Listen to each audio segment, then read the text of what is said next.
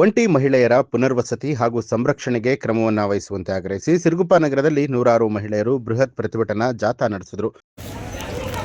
ಒಂದು ದೇವದಾಸಿ ಇತರ ಒಂಟಿ ಮಹಿಳೆಯರ ಗಣತಿ ಮಾಡಿ ದೇವದಾಸಿ ಪುನರ್ವಸತಿ ಮಾದರಿಯಲ್ಲಿ ಪರಿಣಾಮಕಾರಿ ಪುನರ್ವಸತಿಗೆ ಕ್ರಮ ವಹಿಸಬೇಕು.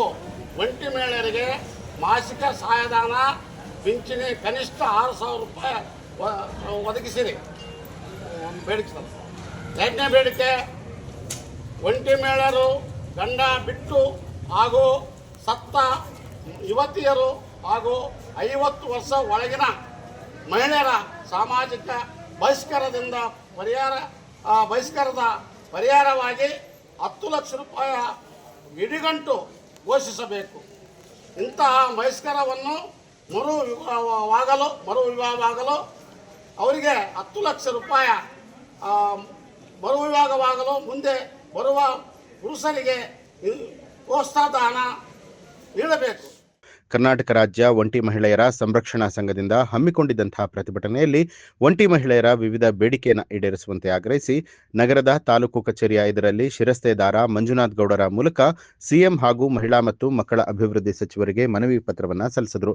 ಈ ವೇಳೆ ಒಂಟಿ ಮಹಿಳೆಯರ ಸಂರಕ್ಷಣಾ ಸಂಘದ ತಾಲೂಕು ಸಮಿತಿ ಸಹ ಸಂಚಾಲಕರಾದ ಅಂಬಮ್ಮ, ಗಂಗಮ್ಮ, ಹಂಪಮ್ಮ, ಮುಖಂಡರಾದ H Thimmaiah, V Maruti, BL Eranna ಸೇರಿದಂತೆ ಇತರರು ಹಾಜರಾಗಿದ್ದರು. ಒಂಟಿ ಮಹಿಳೆಯರ ಸಂಘಟನೆ ಕಟ್ಟಿ ನಾವು ಇಲ್ಲಿಗೆ 3 ವರ್ಷ ಆಯ್ತು. ನಮ್ಮ ಸೆಂಡೂರು ಹೊಸಪೇಟೆ ಗುಡಿ ನಮ್ಮ ರಾಜ್ಯದಾಗ ಕಟ್ಟಿ ಇದು ಒಂಟಿ ಮಹಿಳೆಯರಿಗೆ ಪಿಂಚಣಿ ಬರೀ 800 ರೂಪಾಯಿ ಮಾತ್ರ ಕೊಡ್ತಾರೆ. 2 ಮಕ್ಕಳು ತಯಾರಾಗ್ಯಾರ, ಕೆಲವು ಮಕ್ಕಳು ತಯಾರಾಗಲಾರ್ದಂಗ ಗಂಡ ತಿರ್ಕೊಂಡನ. ಅವ್ರ ಕಷ್ಟ ಭಾರಿ ಐತಿ.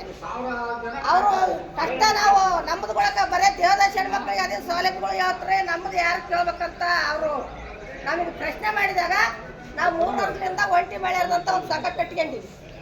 ಅದು ಇಡೀ ರಾಜ್ಯಾಂತರ ಮೊನ್ನೆ ಬೆಂಗಳೂರಿಗೆ ಹೋಗಿದ್ವಿ. 3 ದಿನ ಹಗಲಿ ರಾತ್ರಿ ಹೋರಾಟ ಮಾಡಿ ಮಿನಿಟ್ರಿಗೆ ಮರ್ಯಾದೆ ಪತ್ರ ಕೊಡ್ಬೇಕು ಎಲ್ಲರಿಗೂ. ನ್ಯೂಸ್ ಅಲರ್ಟ್ ನಿಮ್ಮಿಂದ ನಿಮಗಾಗಿ.